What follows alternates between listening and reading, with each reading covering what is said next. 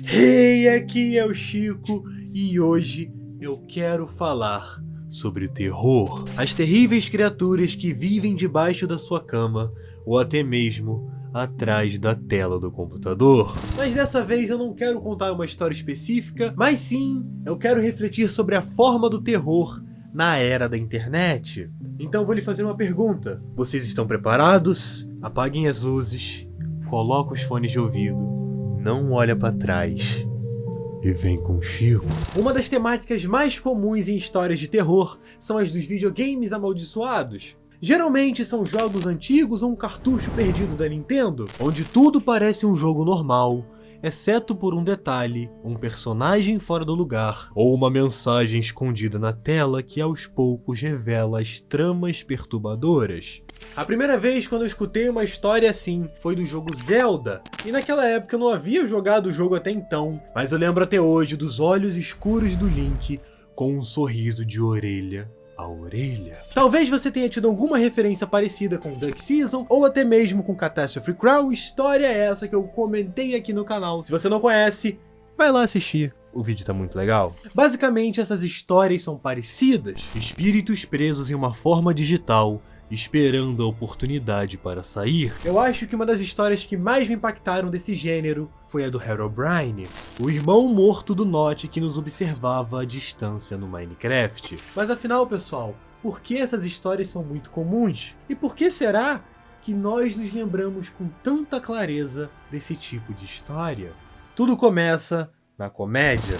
Se vocês viram o meu vídeo do rebosteio, vocês devem se lembrar que eu digo que um dos principais fatores para algo ser engraçado é a subversão da nossa realidade. Muitos desenhos antigos utilizam dessa forma para contar as suas piadas, mas a verdade é que a forma que utilizam para nos fazerem rir também pode ser utilizada para nos causar medo. No Minecraft, sabemos que podemos construir ferramentas, conhecemos os monstros ao nosso redor e sabemos as regras de como funciona aquele mundo quadrado que não tem gravidade, exceto para os blocos de areia. E nós podemos passar horas e horas construindo naquele mundo sem se preocupar com nada, simplesmente porque nós conhecemos as regras daquele mundo.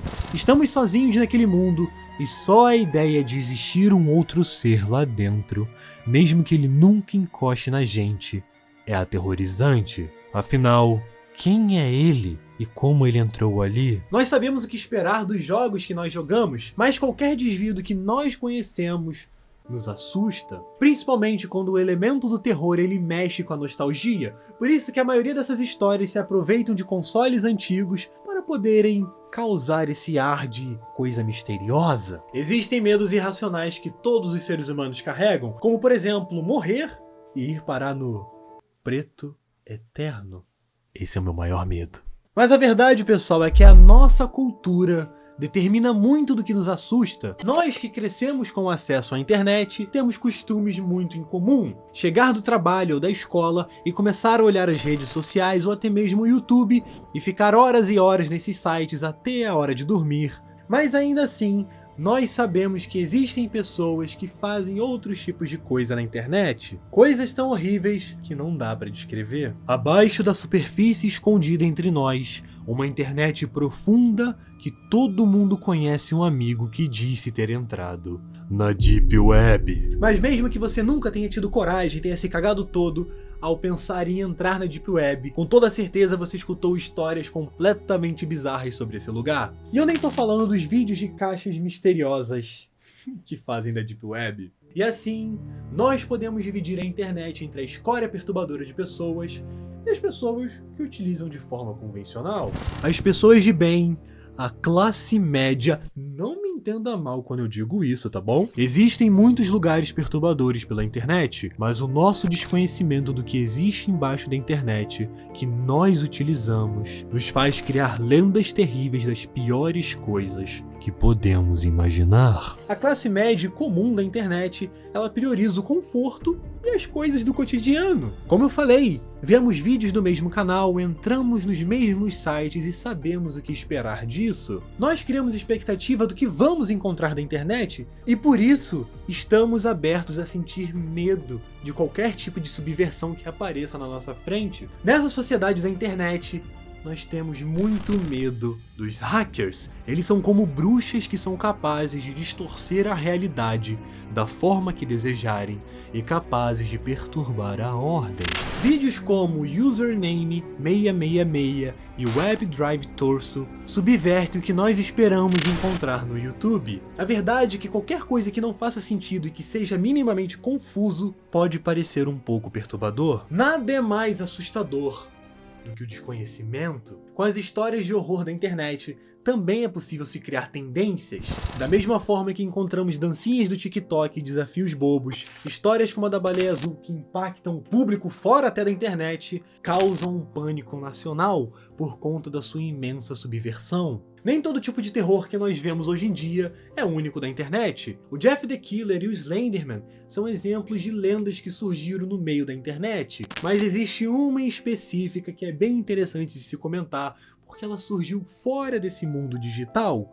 E eu estou falando da Momo, uma escultura de um artista japonês chamado Keisuke Aisawa, que virou a internet de cabeça para baixo. A Momo foi um fenômeno tão grande da internet que teve pessoas que ficaram bilionárias só de ligar para ela. Incrível! É meio que desnecessário eu dizer isso, mas a internet ela pode ser um lugar muito perigoso. Da mesma forma que os contos dos antigos navegadores sobre monstros marinhos misteriosos, a Deep Web é a mesma coisa. É um lugar misterioso que poucas pessoas têm coragem de acessar, e aqueles que a conhecem contam histórias sobre que são cada vez mais bizarras. A ignorância ela dá asas à nossa imaginação.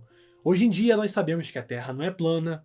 Tá, tem gente que acha que é plana, mas vamos ignorar esse pessoal. E sabemos também que não existem monstros devoradores de gentes no fundo do mar, pelo menos na camada mais alta da superfície, porque mais embaixo, aí rapaz, aí eu não sei dizer. Então a verdade é que nós criamos histórias sobre as profundezas do mar, do espaço e da internet. E se você é uma pessoa que constantemente sente medo dessas histórias clichês da internet, fica tranquilo.